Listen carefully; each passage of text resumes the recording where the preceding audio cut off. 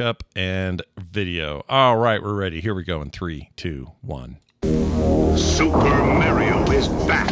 He's blasting through worlds where no one has ever been. He's taking on enemies no one else dares. This time Mario plucks up power wherever he goes, so he's bigger and badder than ever before. You've never seen creatures like these. You've never had an adventure like this. It's everything you've dreamed of and worlds more. It's Super Mario 2, only from Nintendo. Now you're playing with power.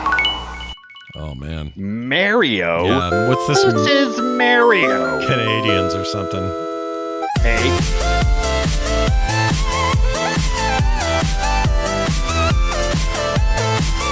Hello, everybody, and welcome back to Play Retro. I'm one of your hosts, Scott Johnson, and I'm here to pick up all these random turnips in a game series that is here that heretofore has had no turnips whatsoever. But oh well, it's the goal, so it's the goal. And I have to defeat Birdo. Then the goal is defeat Birdo. Let's go, Birdo! And I'm your other host, Brian Dunaway, calling from the bunker of South Carolina bad weather. Yep. And I am panicking about what they did to my Super Mario Brothers Part 2. Come on, Nintendo. This is not okie dokie with me. Is it okie dokie with you? And what is a Birdo? Miyamoto, you shy guy, get over here. I love it. Wait a minute, this was the creation of Shy Guys, and they went on to be in all kinds of Mario games. So you know, they did. For anyone who thinks that Super Mario Brothers 2 was somehow like a stopgap, like a moment of, well, we're done with everything that's in here, and we'll never see it again. There are plenty of little bits and pieces that moved on. You know, this game. I don't know how it happened to work, but we're going to talk about it. There's something about this game that I never understood until this past week. Yep. And so I guess I learned a thing or two. There's a lot to say about Super Mario Brothers 2 Doki Doki. And a reminder to those watching video, Brian truly is in a place with no power, no video, no nothing. We're barely using cell phone data to make this happen today.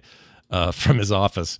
So anyone else stuck in storms or having issues down there, we are hoping and wishing and thinking the most of you. We hope you're all okay. And stay out of the, stay out of the don't drink the water, dude. That's all I'm saying. You got to be careful. Don't drink the brown water. And Hurricane Helena, I think her name was, Helena, came through like a storm. Yep. And forced me to play all retro video games this week. Oh, that's good. That's all I could do. That's all you could manage. You got these little handhelds. You got a little battery power. Nothing like it, man.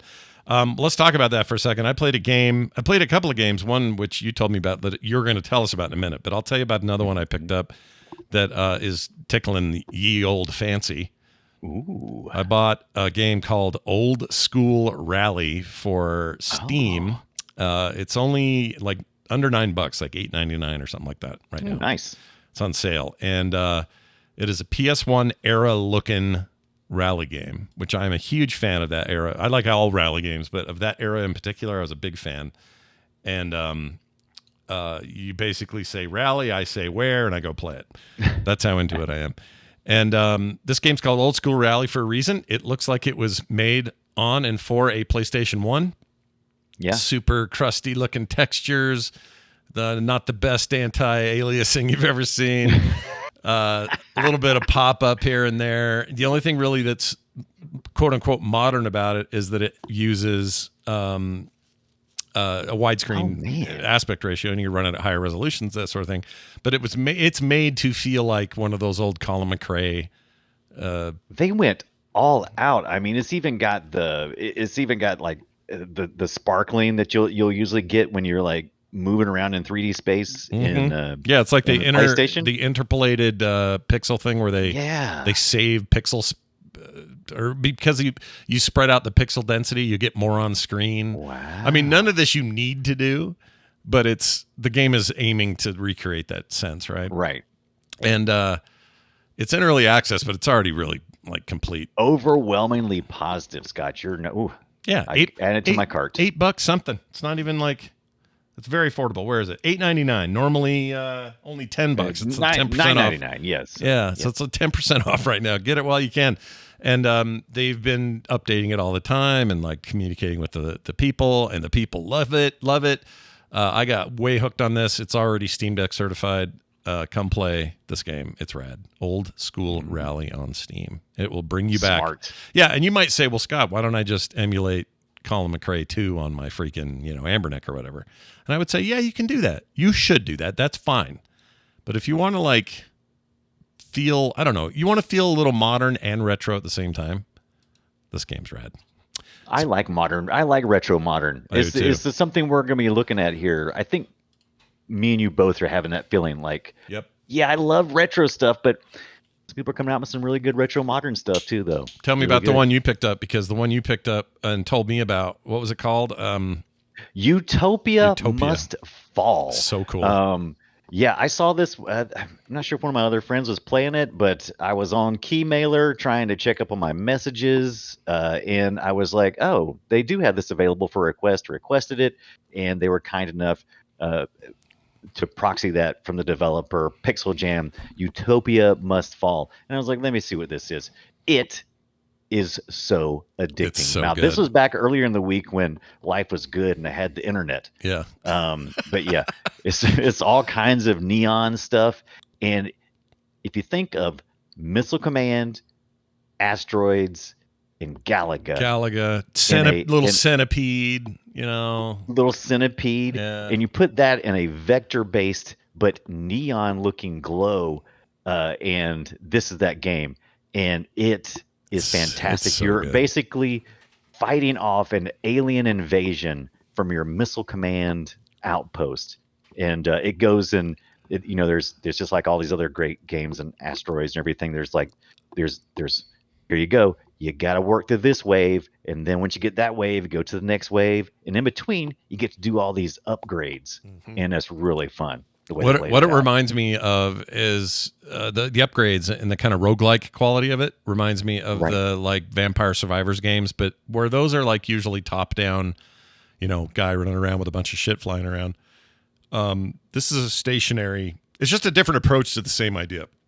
Yeah. So it's like, hey, what if we had that upgrade system, that constant feeling of advancement, but then combine it with this old school arcade vibe, and it gets hard, really difficult. It's not a cakewalk, this game, for sure. We talk about this in our retro games lots of times. It's like, so what's the difficulty curve like as it goes through this? And man, it really ramps up, and it goes by days. So the furthest I've made it is week 3, and by the time you get to week 3, you start putting out defense towers beside your main base. You got to worry about your shield, and man, the aliens just really ramp up by week 3. There was no way I was getting past that this week because it's going to take a lot of effort.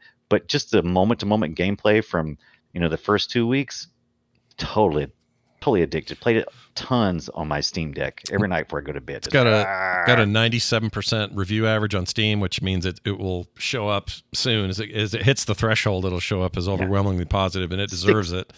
$6. $6, yeah. I went and bought it immediately because I was like, well, duh.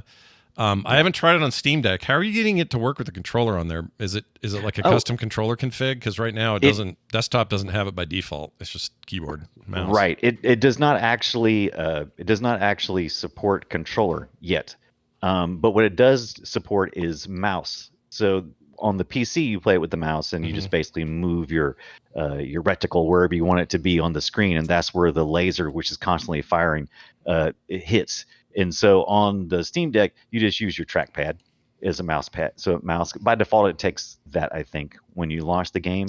So it's actually a lot easier on the Steam Deck than on the PC, in my opinion. Yeah. So you're using that little. So the thumb pad. I mean, I assume it's responsive. It works like a mouse. Oh, it's so much better, and it's important because this game also has upgrades for how responsive your laser accuracy is. So as you upgrade, it will follow your finger more closely, as opposed when you're in early game, it kind of lags behind you. So real smart game. I really enjoyed it. It's cool. Actually, they're developing a game engine around this, so I don't know if they're going to plan on licensing the game engine out, but I'm looking forward to more vector looking shit, dude. You'll shut up. I love that idea so much. Please. I didn't even talk about the soundtrack. The soundtrack. Oh, it's amazing. It is so dark, moody, and cyberpunky.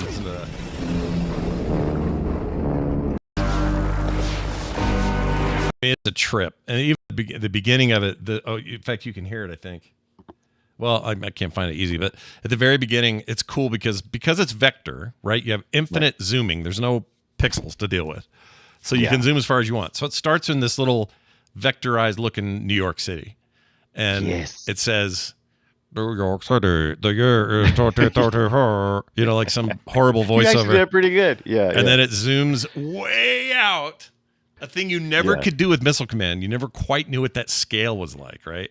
It zooms way out to you're on this intergalactic level. It's so rad. It's rad. And that Blade Runner music that starts at the beginning, and all of it is muted.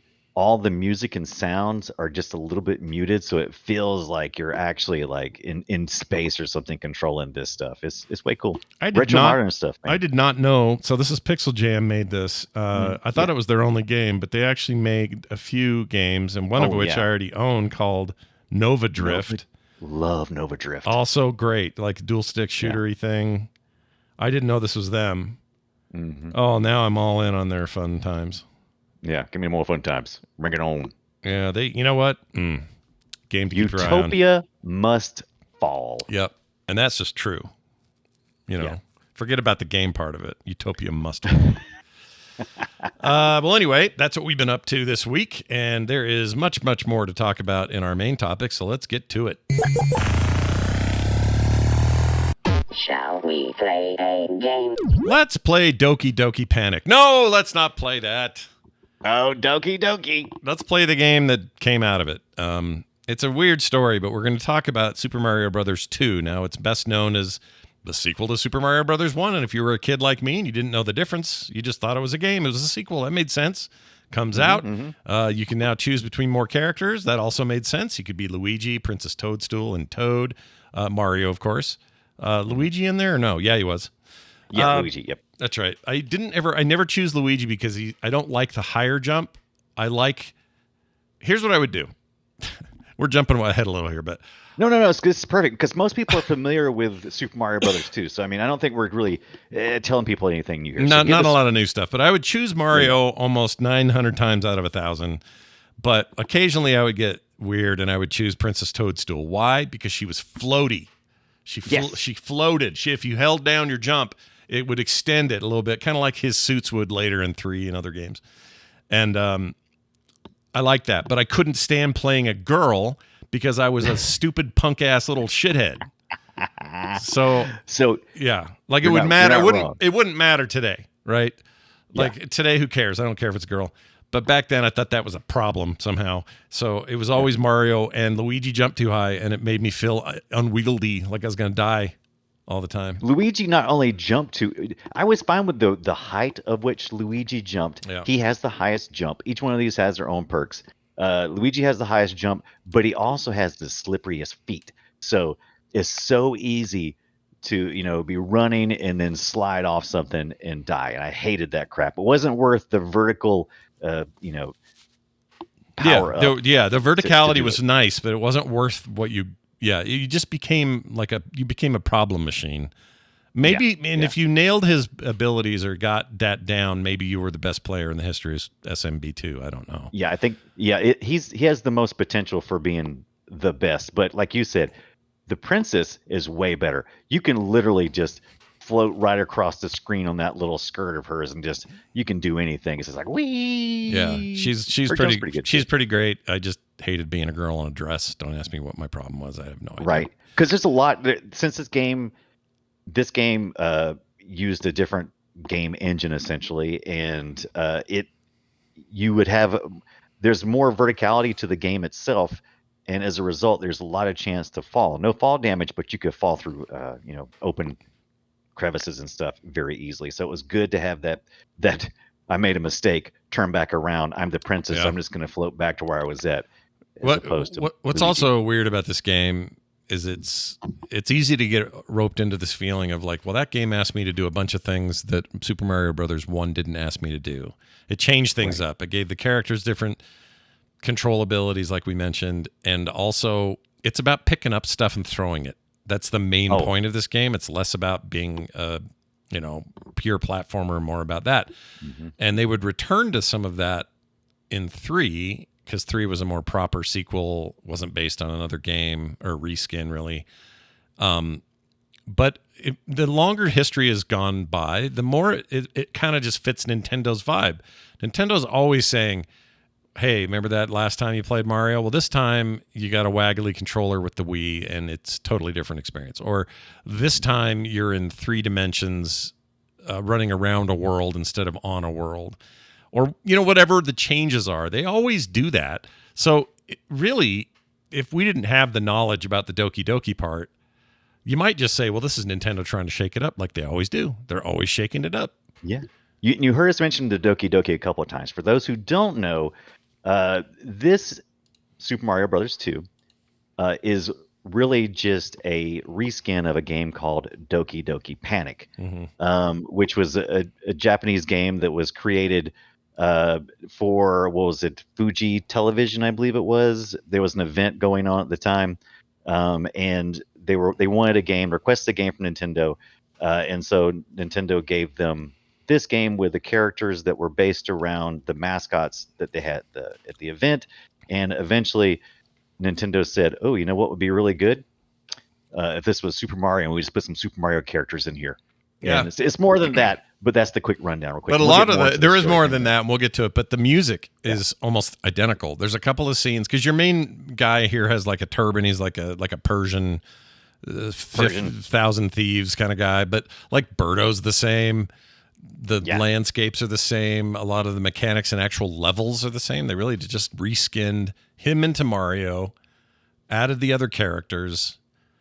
Instead of it's kind of like a wrestler at the end instead of a bird. There's like that bird that opens up its mouth and puts you in there. This thing's got like a wrestler face. Oh, yeah, the bird. Okay, so after you kill Birdo, there's the bird mouth door thing you go through. Yeah. Yeah, that thing is always weird. I love it. I have so many weird memories of that. To me, it was such a strange, like, why is Mario walking into it like a hawk's face?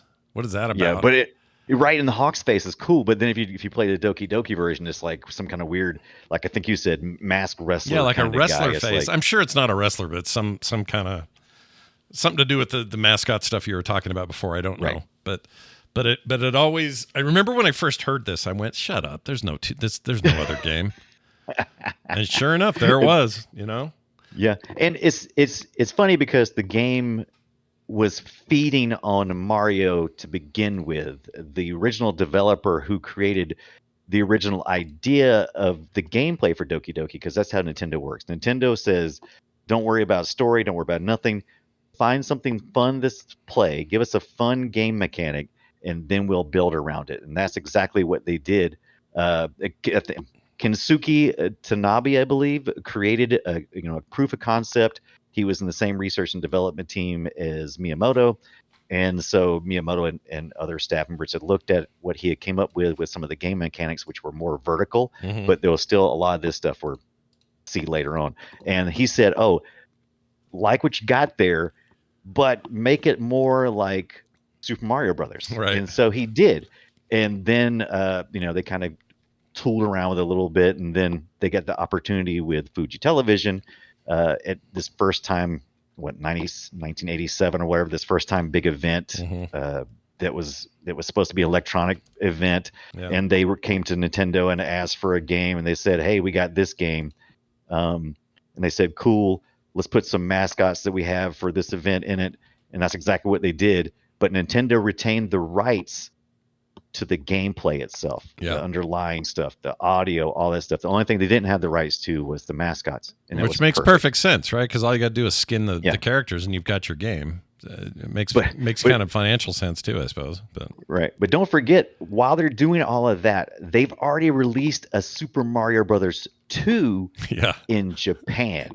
And so they had already moved on. So you may recognize it now as called Super Mario Brothers: The Lost Levels. We finally did eventually get access to it, but originally Nintendo was going to send that. They sent it, send it to the U.S. and our gatekeeper, and you guys may or may not know this guy, but his name's Howard Phillips. Howard Phillips, the American Nintendo president of Nintendo America for a long time. He was like their I mean, I don't even know what you'd call that era. That is a weird era He because was- it was this, the Sega versus Nintendo era, and he was your Lord of Lords over there. He was the guy. He's basically kind of a consultant somewhat, or an expert on American taste. Essentially, he had a real job with Nintendo, but that was really his most important position, was being the taste tester for games coming over to take a look at. And he got a look at the Super Mario's that they were selling in Japan, which kind of got panned somewhat because it was basically just the same game, but it was to the just more of it and more difficult. And he got it and he said, "This is too hard. No thanks." And so, and they are there's hard, dude. more- I played those this They week. are They're hard. freaking hard. Hard as the hell. lost levels are hard, Yeah.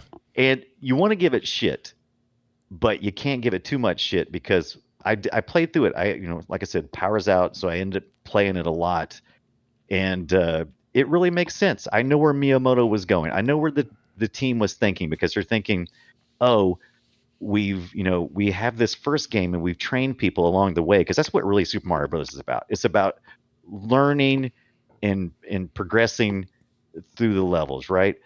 And figuring out what you got to do. And so they continued that, and they said, well, obviously in Japan, everybody's played the first one, so we're going to give them the same sprites, we're going to give them the same layouts, we're going to give them the same abilities, but we're going to make it way more difficult, and we're going to throw some stuff at you that are very hateful, Yeah. like poison mushrooms. Yeah. Yep. Dude, poison mushrooms are that is so evil. You've earned my trust in the first one that all mushrooms good, except for the ones that are walking. Yeah. All mushrooms are good that you eat. Except for the And- ones that walk. Watch out for those. Right, watch out for those guys. Yeah. But like the first mushroom you really come across typically is Yeah. a poison mushroom, and you die, and instantly everything makes sense. It's like, oh shoot, this looks like the same game, but this game is evil. It wants to kill me, and I would love to be able to understand what maybe the manual says about the story in Japanese, but I don't read Japanese. But I can only assume that Bowser has taken it to the next level, and he really wants to kill Mario. Oh yeah, he's Because it he's gets gone to evil. new lengths. He's going to. The thing is, though, like the NES era was famous for very difficult platformers.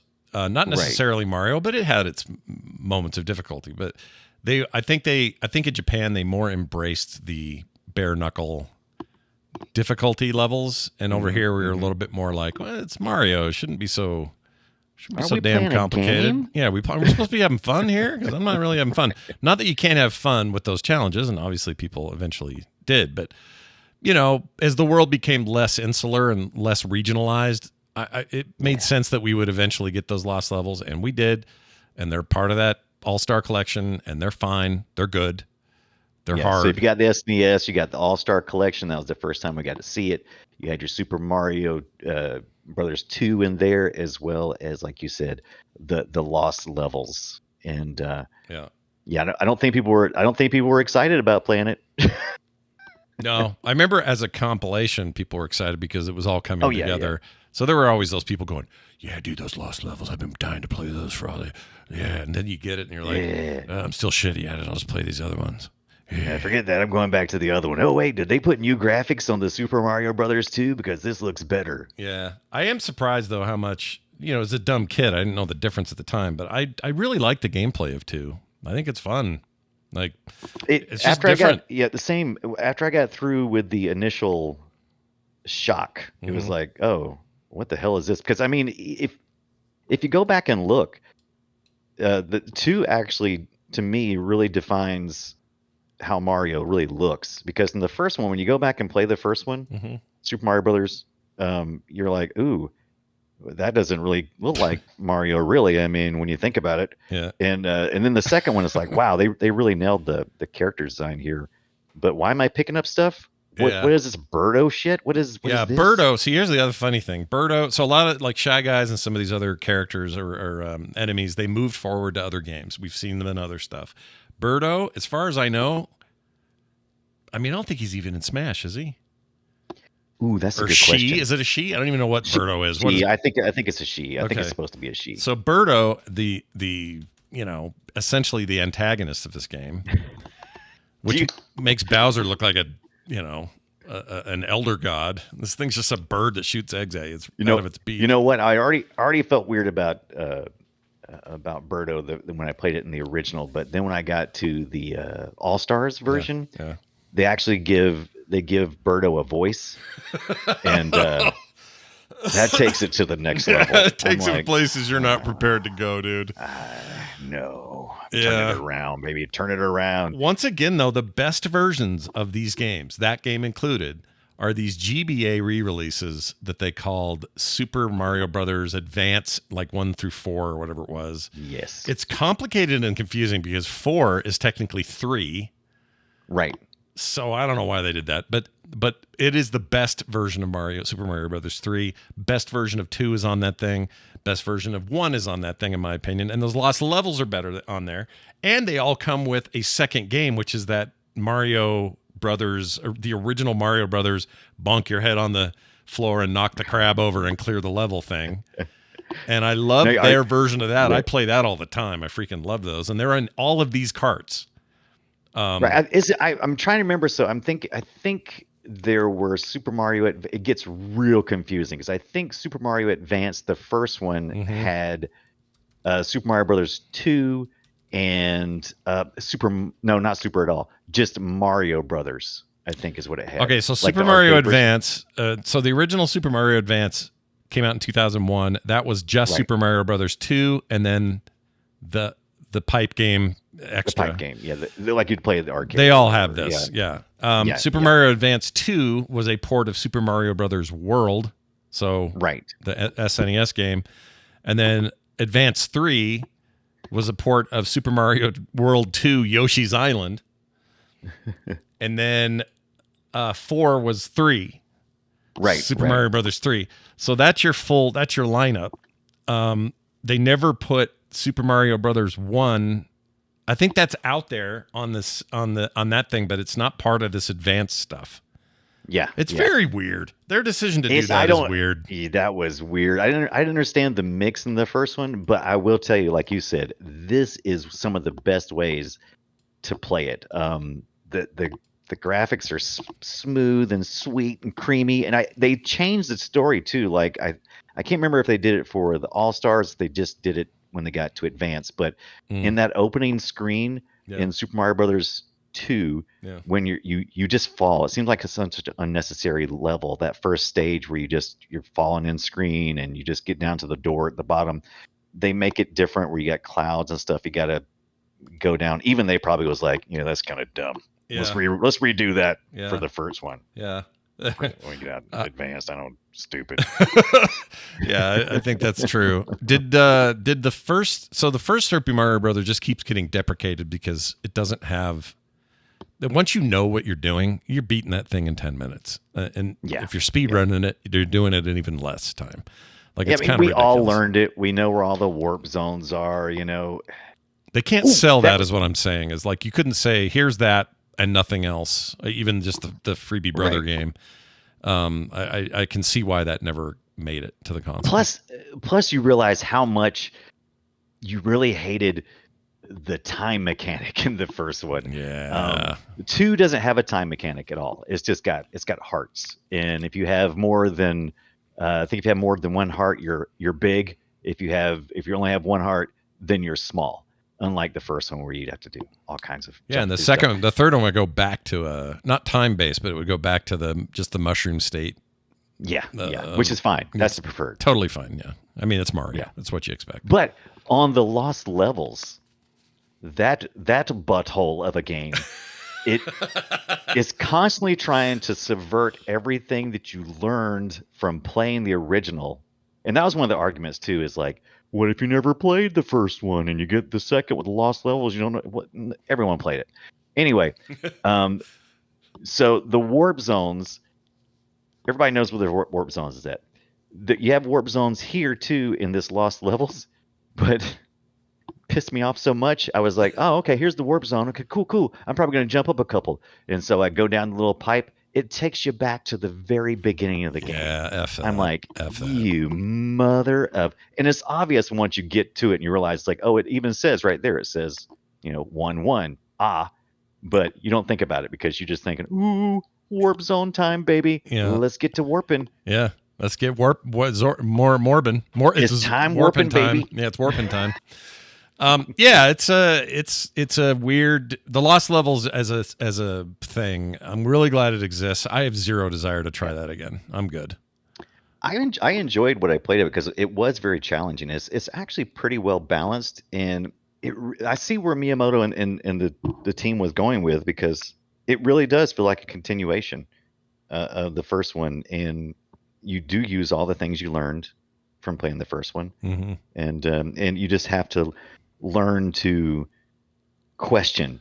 It's like, oh, I've learned some stuff, but now they're teaching me to unlearn it, Yeah. and so it's interesting. Yeah. It's interesting. I'm glad it exists for a reason. And I'm glad it's out there. Right. You You know what I don't like though? I don't like bombs. I don't like picking up bombs, and I don't like throwing bombs. what do you And I don't about? like How do you lighting feel rats. about bombs? How do you feel about those? I don't like the bombs either because I always blow myself up. Yeah, that's kind of me too. Yeah, I'm not a big bomb fan. I prefer. I mean, of all the original games and even their better remakes on GBA, I think Yeah. I gravitate toward 3 the most. I think I like Right. 2 as a diversion. 1 is too short and old. Kinda like me. 3 rocks. I mean, 3 is just 3 may be one of the greatest games ever made. It's so good. Yeah, I And think they- World I think they World is kinda- close. World is right up there with it for me. I love World as well. They learned so much with this kind of almost misstep, and they got so lucky that they had such a great game they could just pull out of their back pocket and stick Mario in. Mm-hmm. And it was just so fortunate for Nintendo, because it really could have been a misstep. We were still during a time when confidence wasn't that great in America for video games and in general. And if they had brought us Lost Levels, I think we just did dodge a bullet with Yeah, it works better Having as a a gatekeeper, it works Howard better as Phillips. a relic, right? As a thing that you Yeah. can go back and even the marketing brilliance of calling it. I'm sure this was Howard doing this, but calling it the Lost Levels instead right. of like, oh, this is just the Japanese version of 2. Yeah. Or parts of it or whatever. It's better to call it Lost Levels because you create a mystique around it. It's like, oh, Yeah. these were like rejected. They were almost used, but they didn't get Oh used. my God! Whoa! Is this bonus features on a DVD? That's how people reacted. I think it was sold more copies. I think that made people interested in this weirdness. And, I think so too. I think it's really smart. Man, but I played so much on my Amber Nick this past week. Thank you, Amber Nick, for saving my life. Did you feel like because a kid again when you have limited nothing to do except Saturday morning cartoons were only on at a certain time. Your video games could only be whatever they were. You didn't just could turn on 1,000 things to stream. You had to watch whatever was on TV at the time. Like in a way, you were forced into a very retro life this week. If it had been any other week, I would have told you that the Lost Levels suck butt, because I would have not had the patience to sit there and go, what else I got to do? Yeah. And so that I really do think that, because it took me a long time. I mean, hours to warm up, because I was like, why not? Yeah. I mean, because what So I else are was you going to using do? You're just, there's no Yeah. power. You got to do what you got to do. How long, what's your battery life? This is a good report on the Ambernick battery life. How'd that go? I don't really know, but I know because so I'm using Canuli, is that right? I think that's the version I'm using, which is basically, that's the firmware that I'm running on it. Right. That's the operating system. Yeah. And it did pretty good. I played for probably 4 hours, and I was still well above 50% Oh, that's awesome. battery. So I mean, I wonder how the stock one handles that. I never did do my upgrade, so I'm still stock on my SP. right.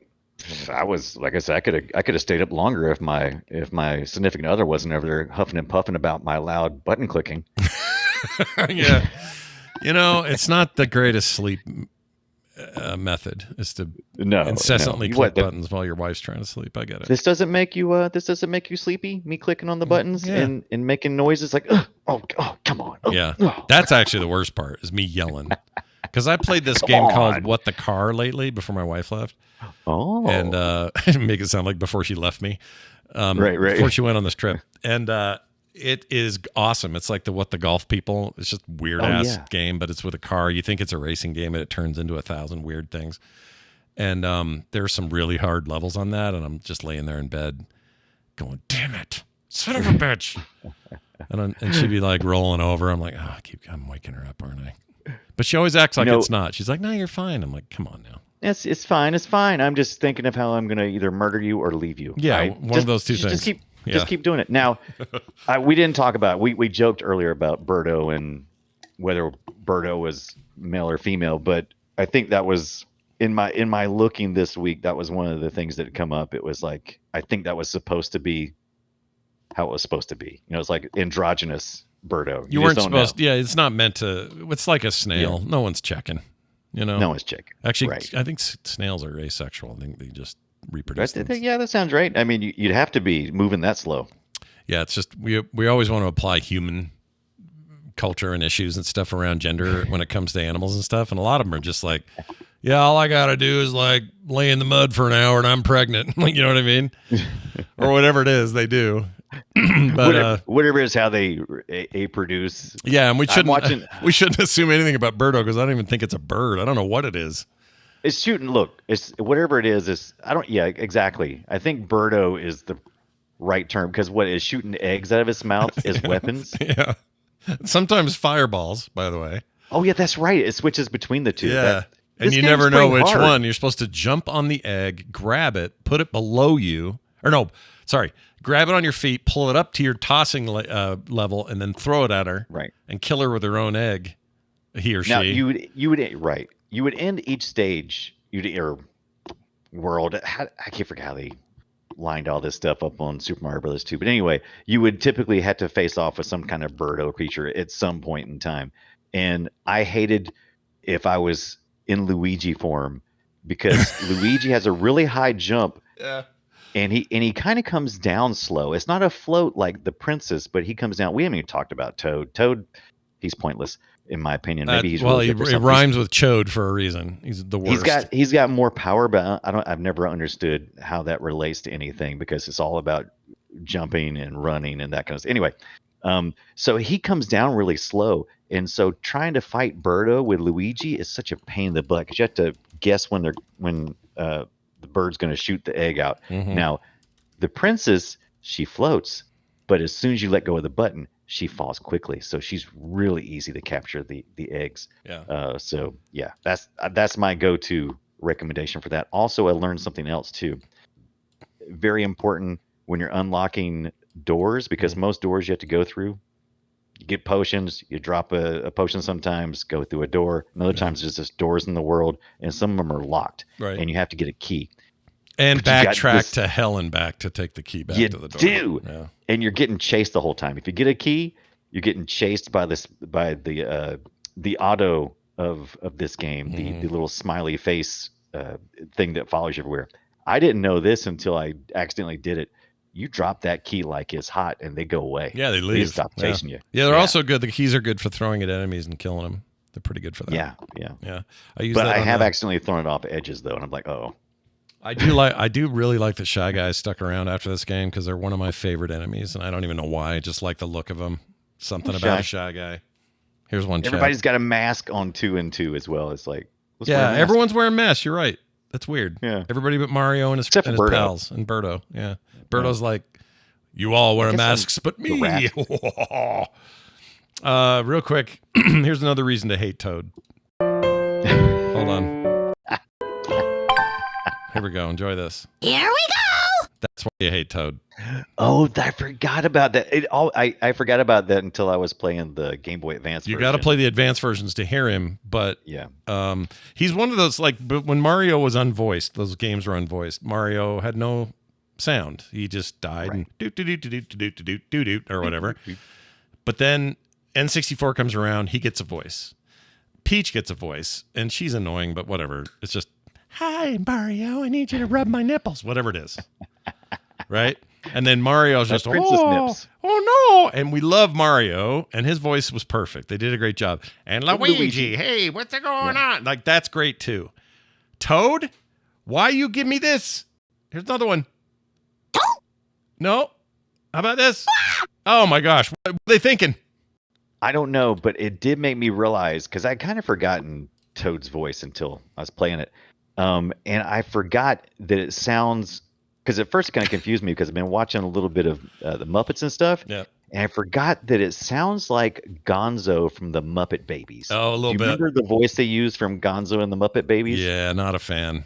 It was just like that voice. I hate the Muppet Babies, dude. I hate them. Have we talked about this? Because I hate them. Here's why. Not because any particular reason that it's like the time or the stories or any of that. It's that Muppets are Muppets. You don't animate Muppets.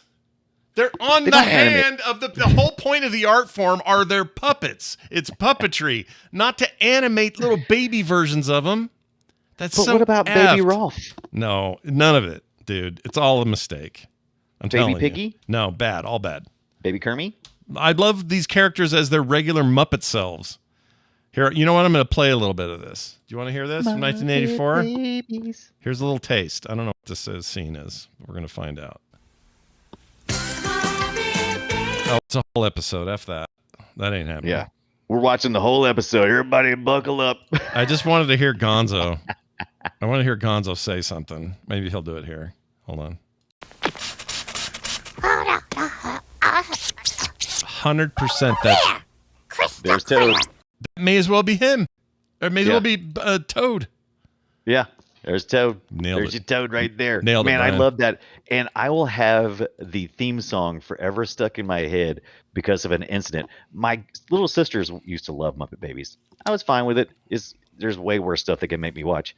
You could have watched I Care remember- Bears or some shit like that, so it's better than Oh, that. we watched that too. Oh, I got a Care Bear story too. Oh, gosh. But but I remember I've only passed out a couple of times in my life, and apparently I got up really fast and I went upstairs, and Muppet Babies was coming on, and I guess I was trying to flee the room, right? Mhm. And so I jumped up really fast. And as I was running up the stairs, Muppet Babies, and all of a sudden everything just went tunnely, and I just went, and I fell down all the steps. What you're like? And I You're was- like Kramer when he hears Mary Hart's voice or something. That's weird, dude. Yeah. And so I just laid there for a few minutes, just trying to figure out what the crap had happened, and all I could hear in the background was Muppet Babies. What happened? You And get that up was too it. fast or something? I must have, maybe I hadn't eaten that morning and got up too fast. I don't typically faint, never have. There's only been a couple of times I've ever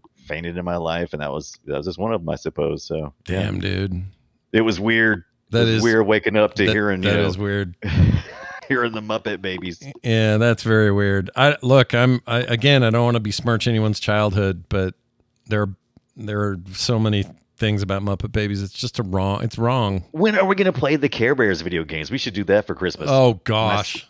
Can we? my Can we group it with something else and say, all right, we're doing Care Bears, Strawberry Shortcake, like get all that bullshit out of the way. Oh, you know what? Strawberry Shortcake's not a bad pick because I have the Atari 2600 Strawberry Shortcake, and it's kind of weird. I kind of like it. Well, speaking of something my sisters were obsessed with, they love Strawberry Shortcake.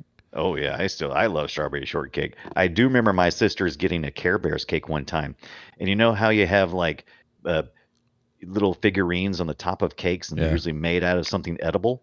Yeah, this one was made out of wax. Found that out the hard way. Well, I remember being about 12. Yeah, don't eat those.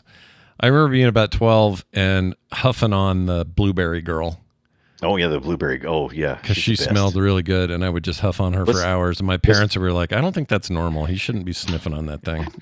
Let's see if we can remember what her name is. I remember there was the pie maker. He was the bad guy. I'm gonna call her. Is it Blueberry sniffer? What how's it go? Blueberry bitch? No, that wasn't it. Straw. Wait, hold on. Strawberry. I can't type. Somebody right now is freaking out because they know all the Strawberry Shortcake names. Shortcake kids. Blueberry. They're all girl. They didn't have a boy, right? There was no boys. I don't know. I will tell you this though: the creator of Strawberry Shortcake, she worked for. Is originally I learned all this when I was getting the Strawberry Shortcake game. she worked for a card company. Strawberry Shortcake was originally a greeting card Really? sentiment, essentially. And an artist had created some artwork for it, and she retained the rights to Strawberry Shortcake for the longest time. And then when the cartoon came along, they just stole it from her, essentially, and she fought them on it. And they made tons of money off of it. And she never asked for any money. She just asked for the recognition. For credit, yeah. And for credit. And I'm like, wow. There's I don't nothing think worse so. than creating something and then everyone else taking off with it. There's nothing worse, Right. man. Okay, here it is. Strawberry Shortcake characters include Strawberry Shortcake, our titular character. Yeah. Blueberry Muffin is her name. Blueberry Muffin, of course. Orange Blossom, Lemon Meringue. Red Freckle just showed up. She was 2 seconds away from telling us. Oh, knows she was all going of to them.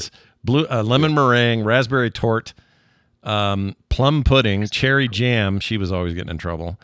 Huckleberry Pie. I'll be your Huckleberry. And Sweet and Sour. Other characters include Mr. Longface. Yes, Mr. Longface. Yeah. So I guess they were talking about me in my older age. The Berrykins. So I guess little berry people. I forgot about those too. Yeah. Princess Berrykin. There was also Katie Bug, Sadie Bug, and various other Berrykin don't remember that characters. at all. Yeah.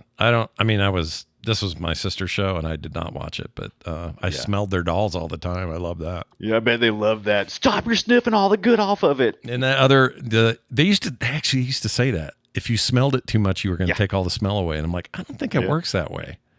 I don't think it's like a limited smell. I mean, it may be limited, but it's not like there's nose charges in it.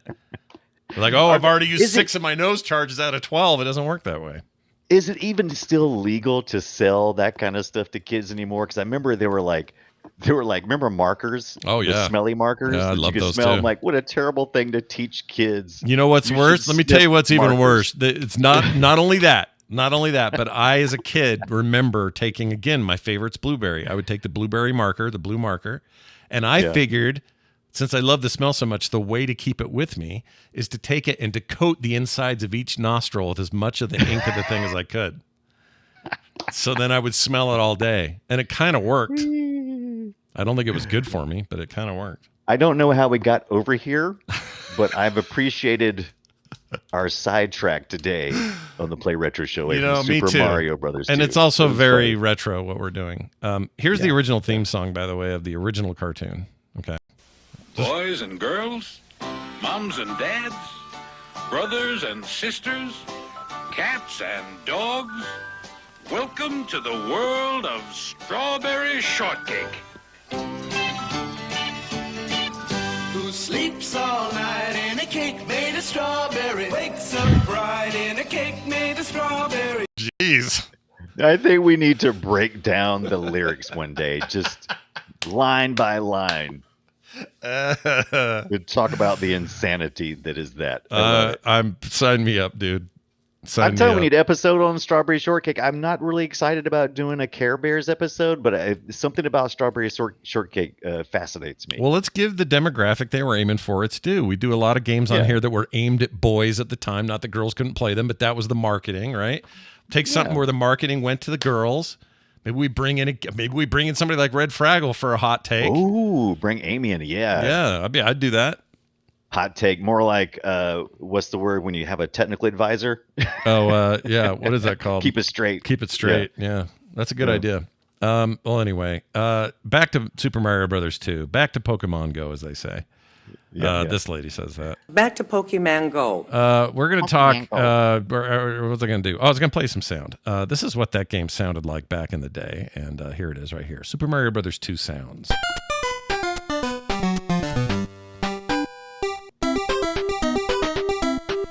The thing about it, classic music as usual, right? But again, taken right out of that Doki Doki Panic business.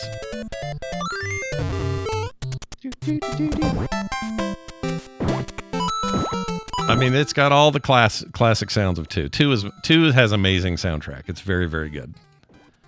It really just made sense. I mean, essentially, what they were creating for that event was basically they said, "Hey, just throw a bunch of Mario in it." When they got through, they said, "I think we put too much Mario in it." Yeah. Can you have less Mario in your Mario? Let's take it back. Yeah. Let's take it back. Well, here's the Doki Doki music just to give you a comparison, which is crazy.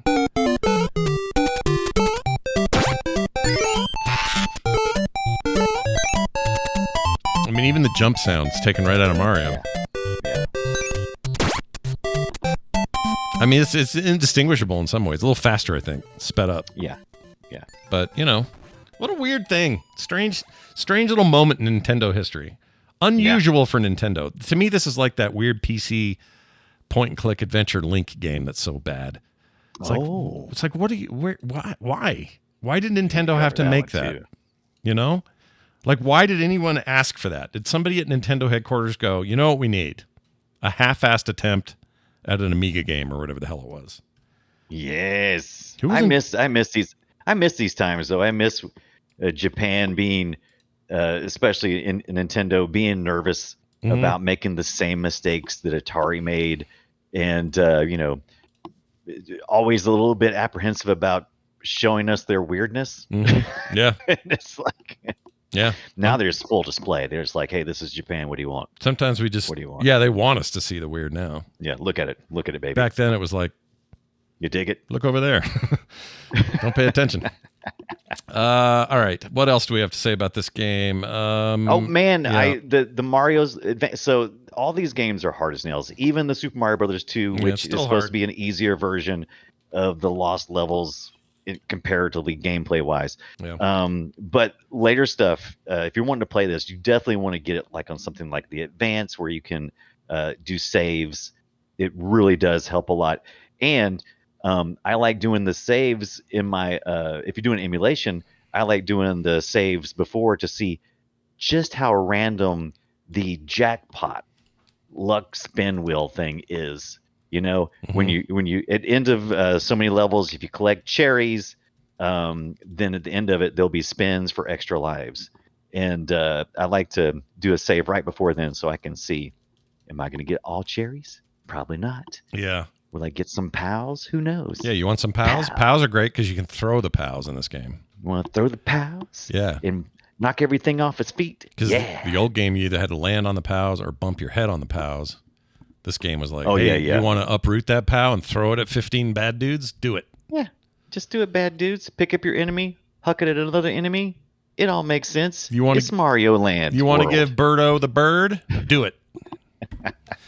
All right, let's play a game of our own devise. This one right here. Destroy it.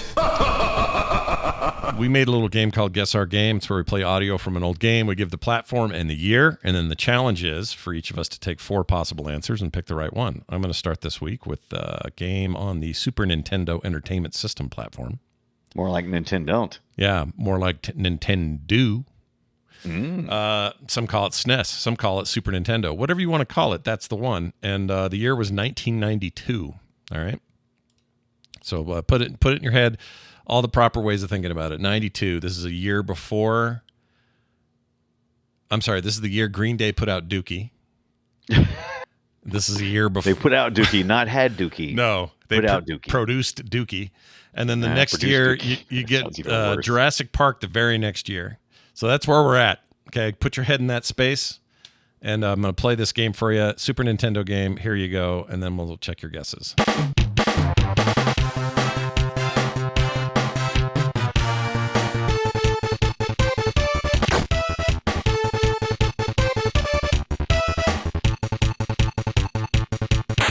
That part right there. Here are your options, A through D. You have A, Romancing Saga. B, Dragon Quest V, Tenku no Hanayomi. Hanayomi. We'll just say Dragon Quest V. C, Super Famista.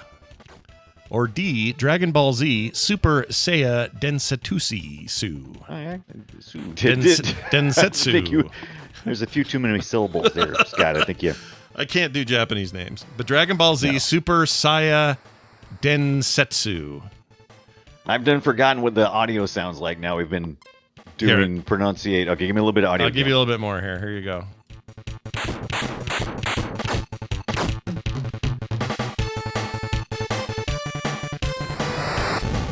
This feels very... All right. So, Romancing Saga, I don't know what the hell that is. Never heard of it. Dragon Quest V. That sounds a little upbeat for Dragon Quest V. C, we'll come back to that. D, Dragon Ball Z. Potentially. But I'm going to go back to seeing my way clear with the Super Famista. Am I close? Let's find out if you are correct. Is it Super Famista? No. Incorrect, sorry. I didn't mean to do that. It is incorrect. There, to double down. It is Dragon Ball Z, Super Saya Densetsu. Now, I cheated a little bit this week and went with all Japanese versions of these games. Oh, that's fine. I think the American version of that is like, or the North American version is like Super Saiyan something. I don't know. Good. But it's Dragon Ball Z, the game that made it here. Romancing Gaia, or Saga rather, and that Dragon Quest game never even came to the States. So a little bit of a cheat, but I still think it's not a cheat at all. It wouldn't have mattered. You could have given me the U.S. versions of all these, and I still wouldn't have got it. Still wouldn't have figured it? All right. No. I didn't play a lot of Super Nintendo back in the day, so this is a weaker spot for me. The reason I bring it up, or did this one, is because John has convinced me to watch Dragon Ball again. And oh, interesting. We should definitely watch some Dragon Ball. Hell yeah, dude. For our watch-alongs, we absolutely should. Yeah. When you get power back and all that shit, we'll do it. We're doing it. Oh, yeah. I hear that they have it when you have power. I heard you can watch stuff like that. Hey, the Wraith. He says Scott has a hard enough time with some English words. Come on now. All right. I think you know what it is? I play it up so much that it becomes a meme and there's just no getting out of it. I could read War and Peace without a single flaw and people would still say, Scott doesn't know how to say English. All right, Brian, I'm going to play your clip. Tell me my year and platform before I do. Oh, for sure. Oddly enough, since I never played much SNES, I decided to also pick a SNES game from 1992. Wait, that's the same year as yours. Yeah, it is.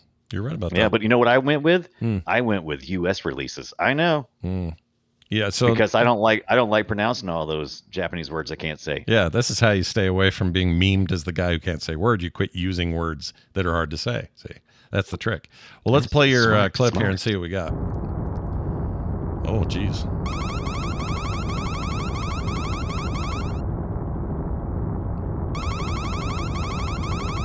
It's probably some talking, I'm guessing.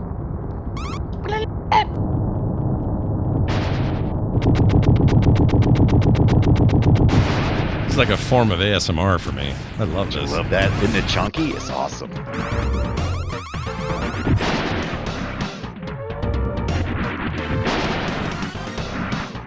It's like an episode of The New World. Some pretty funky slapping beats on that. All right, Brian, tell me my choices. Funky beat. What do we got? Funky beat. Okay, so you've got some choices here, Scott, for the SNES 1992. Is it going to be A, Phalanx, B, Space Megaforce, C, Cybernator, or D, Axe Slay? And those are all real games. Okay, that's good to know because I wasn't sure about Cybernator. It sounds like bullshit. Right, and Axe Slay, boy, is that right? I don't know. I don't think it's Axe Slay. Just I don't know why it sounds like a fantasy. It sounds like pig Latin. Yeah, but it's also axe without an E, so that could be kind of cyberpunky. Yeah. I'm gonna ignore it for now though and say Phalanx maybe. Space Megaforce seems too on the nose. Cybernator. I barely know her. I'm gonna go with Cybernator. The answer is going to be Cybernator C. Is that the correct answer? Oh, is it? And there you go. Is it? Was it? I don't know. Is it? I don't know. No, I don't think it is. Oh, yes, it is. Oh, it is. So it is right. It's a complete guess, by the way. Total guess. It is Cybernator. Yeah, I had no idea. Tell me what that game is. I've never even heard of it. Always go with a C if you cannot remember the answer. Yeah. I mean, that's right. You've told me that before. Yeah, always go with C. Okay, I'm looking at it. So Cybernator, what is it? Also, I believe it's also known as Assault Suits Vulcan. Oh, this game! I played this game. Yeah. It's like a side-scrolling mech thing, and it's actually based on some other property, right? Like an anime or something. It's got some connection to something. This is a great game, dude. Super fun. Oh yeah. Okay. You know what? Maybe that helped. Maybe subconsciously I got there because I've played this not that long ago either. I think we talked about it not too long ago because that's the reason why I remembered it. I'm pretty sure I played it. We need to go back and play that. Pretty sure I played it on one of my one of the Ambernicks. One of the Knicks. I call them the Knicks now. The Knicks. Yeah. The Knicks. Yeah. Y'all know if all the Knicks are charged over there? Hey guys, Hey, fellas. who took Nick 3? Yeah. I need it back. I hate how true that is. I have way too much of this shit laying around now. All right. Well done, everybody. That was super fun. We got to welcome a new game to Retro this week, and it's going to be this game. Welcome to Retro goes out to Star Wars Battlefront. That's right. What? September 21st, 2004. Battlefront, first installment of the Battlefront series based on the What was the other one? The one based in World War II. Series? The one that's still a thing. Yeah. Not Battlefront. Battlefield. Battlefield. Battlefield. So it's based on the Battlefield engine. It was DICE doing it. It was that whole thing. That's right. But anyway, Battlefront, first installment, pretty rad game. It was a Mac port made the next year, 2005, and is still available. A thing you can still play. They just put out, didn't they just put out a, oh no, it was 2 they just did a remaster of, I think. Yeah, 2 is remaster. Yeah, that's the reason why I was thinking about the first one, because lots of times when 2 is so successful, you're like, oh, does 1 not hold up? Why doesn't anybody ever talk about the first one anymore? Yeah, right? Like, no, well, I don't think 1 was as good as 2 is really the bomb. 2 is real good. Right. 2 is the awesome. standard that everybody wants everything to live up to for some reason. I think 2 is great, but I think Battlefront 1 deserves some love and some respect. Yeah. So welcome to Retro, you old ass mother effing video game. I can see your pixels. I can see him from here. All right, now this. Welcome to the treasure room. Listener feedback time. I got a text from a listener named Frost. He texted us at 801-471-0462 and said this, listening to the Play Retro bonus episode. We put those on Patreon at patreon.com/playretro. He says, I have GoBots in my Plex server if you're looking for it. Wink, wink, he says. So, What? Brian, if you're dying for your freaking stupid Transformers ripoff, you can get it on his Plex server.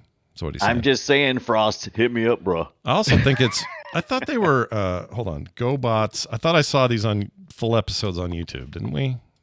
Yeah, we did see a few episodes. they're all on I'm not here. sure if I found the whole Are thing. they on there? Yeah. I don't know if it's For WB free? doing it. Oh, it is. A channel called World of Warner Brothers has all of them, it looks like. Oh, interesting. Unedited? I'm trying to see. Do they bleep out when Scooter says, what the F? Well, let's see. Can I? You better get down here. Turbo's been hit. I read you, There's Scooter. I read the Scooter freaking. You better get down here. Turbo's been hit. There's 2 kinds of voices I hate. It's whatever that is, and then it's people who do the thing in Ice Age, the little rat guy, not rat guy. Oh yeah. Whatever he is, Hilarious. sloth. Yeah, Sid Dude, the sloth. That The voice. sloth. So there's that voice where they spit, and then there's the one you just did.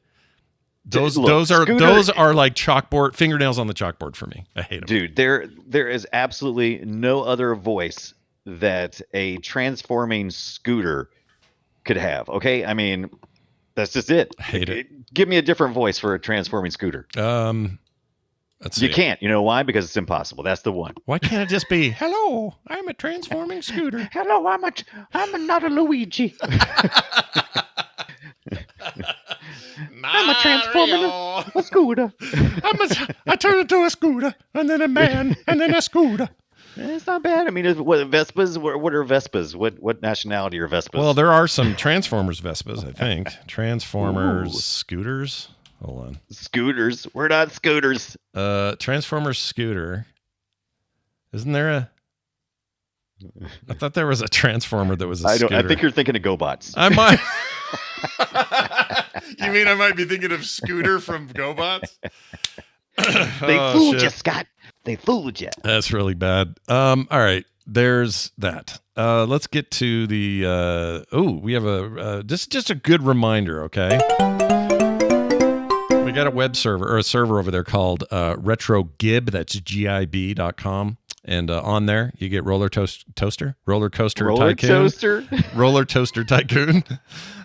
server. You got an Unreal Tournament 99 and 2004 server, retro achievement information, all kinds of cool stuff. Brian keeps up the site. It's awesome. You guys should check it out and sign up and play. You don't have to sign up, just play. Just come play. Yeah, so play. One of those servers is about to change too because we're going to rotate some new games in.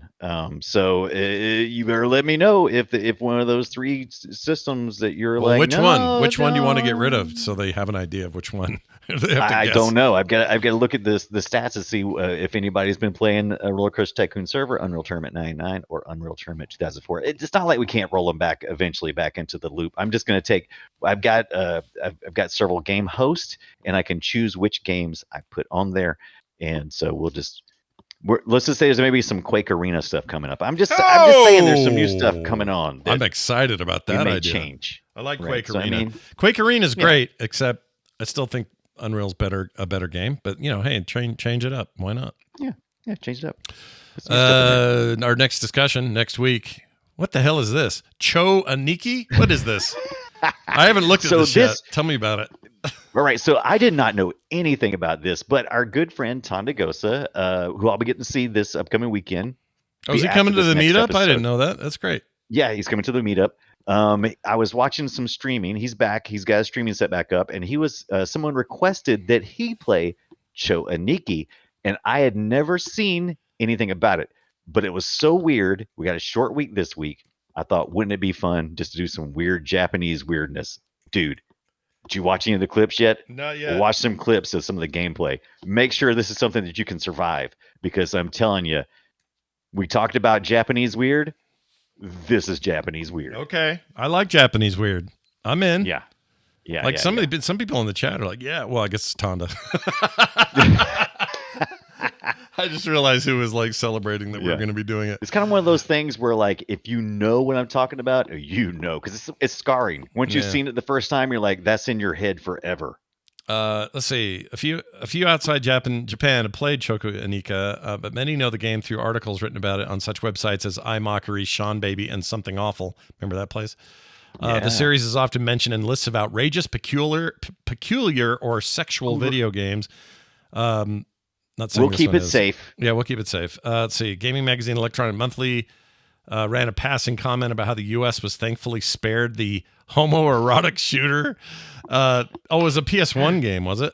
Let's see. I think there's arcade and there's PS1 games. We'll pick just the best ones out of those, and we'll hit them. Just a Japanese weird, baby. I'm into it. Let's do it. We haven't done anything like this in a while, so I'm all for it. So watch for that. That'd be a good thing to do in a short week, because we'll be playing this to talk about the weirdness of it. So nothing too crazy. After that, we're lining up Lunar and the Lunar 2 games, because they're making remakes. They just got announced at the State of Play. And I'm very excited about this. So we're going to talk about where they came from. I didn't play Lunar back in the day, but I have since. So more on that coming up. Watch for a bunch of great episodes coming your way.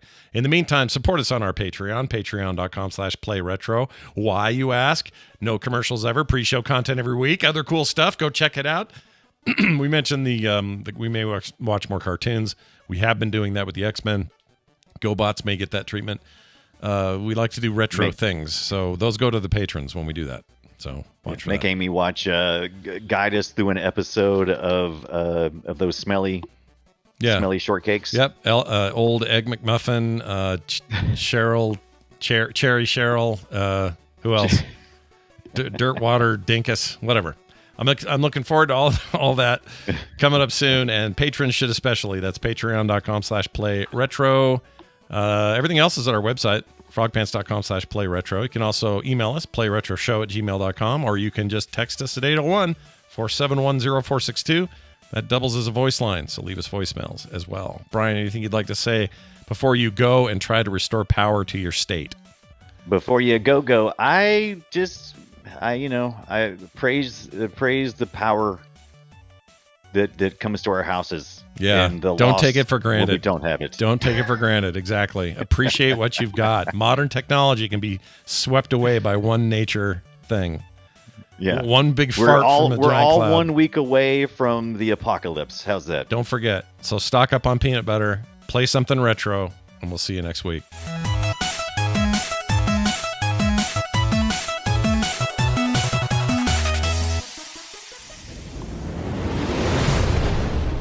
This show is part of the Frog Pants Network. Yes. Get more at frogpants.com.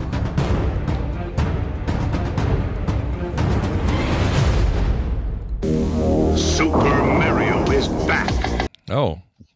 Super Mario. Mario. That's how Canadians say it. So maybe that was a Canadian That's commercial. so funny. Maybe it was. Yeah. I love Mario. You were either, Super if you said Mario. Mario, you were either a Canadian or one of our parents because they didn't know what the hell's going on.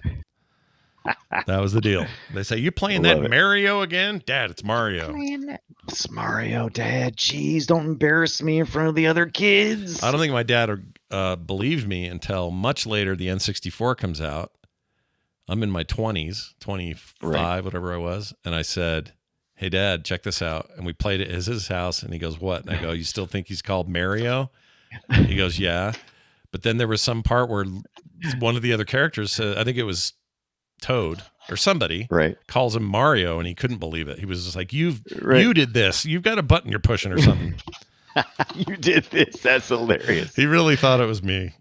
That was Get out of here, kid. That was the way of it back then.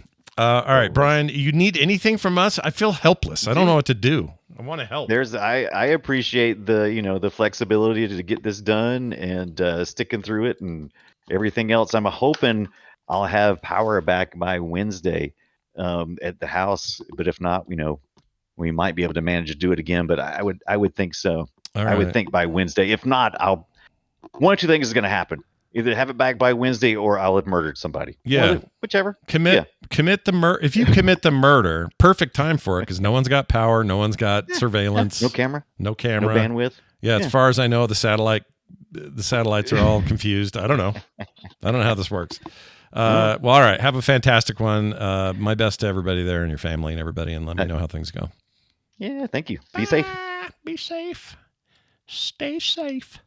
All right, Chad, I'm actually going to go do some stuff, get some things done, and then I'm going to do a stream later. It's already 2. Holy hell, this day is flying by. I'm going to do a thing where I watch all the Warcraft CG intros, and that means orcs and humans. Okay, all the way up through current. And I'm just going to do a little watch along react thing because that just sounds like fun. So if you guys want to be a part of that, watch the YouTube thing pop soon because that's where I'll be doing it. All right? Okay, we'll do it live and then I'll put it up later for people who can't be there. I don't know when that's happening though, so I guess this is a terrible way to announce something because I really have nowhere to send you. But don't worry, time will tell. Love will set us free. Okay? All right, that's it. I will see you all soon.